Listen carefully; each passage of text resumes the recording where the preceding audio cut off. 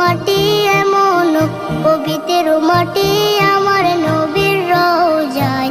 তোমরা যদি যাও গো মদিনায়, তোমরা যদি যাও গো মদিনায়। ইয়া রাসূলুল্লাহ ইয়া হাবিবাল্লাহ, ইয়া রাসূলুল্লাহ ইয়া হাবিবাল্লাহ।